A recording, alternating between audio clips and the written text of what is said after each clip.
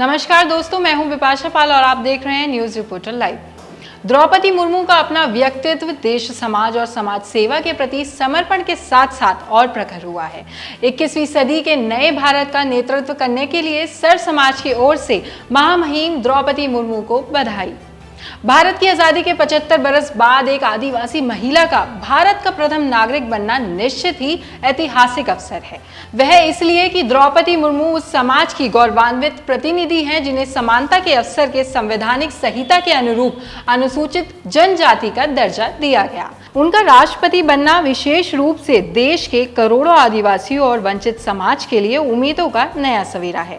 भारत के 50 गरीब जिलों में से लगभग 38 जिले 5वीं अनुसूची क्षेत्र में हैं, जहां तमाम संवैधानिक संरक्षण के बावजूद आदिवासियों के अधिकारों का सबसे अधिक उल्लंघन हो रहा है। संविधान के अनुच्छेद 244(1) के अंतर्गत इस 5वीं अनुसूची क्षेत्र में महामहिम आप ही आदिवासियों के अधिकारियों की सर्वोच्च संरक्षक हैं और आदिवासी स्वशासन की उम्मीदों को मुर्मू ही साकार कर सकती हैं। आदिवासियों के अपने संसाधनों का जनहित और विकास के नाम पर अधिग्रहण करके देश और शेष समाज तो आगे बढ़ गया, लेकिन वे विस्थापित और बेदखल आदिवासी लगभग स्थायी रूप से गरीबी रेखा के सीमांतों में धकेल दिए गए। महामहिम आपका आना उन लाखों लोगों की आंखों में एक नई रोशनी का जन्म है।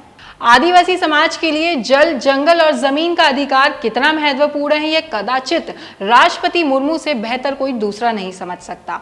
आजाद भारत के 75 वर्षों के बाद आदिवासी समाज और वंचितों के प्रतिनिधि के रूप में संविधान की सर्वोच्च संरक्षक के रूप में आना एक ऐतिहासिक अवसर तो निसंदेह है ही, लेकिन उससे भी कहीं अधिक उम्मीदों का नया इतिहास लिखने का वक्त भी है, जिसकी प्रथम संज्ञा और सर्वनाम महामहिम द्रौपदी मुर्मू है। चलिए इसी के साथ मैं आपसे इजाजत लेना चाहूंगी। धन्यवाद।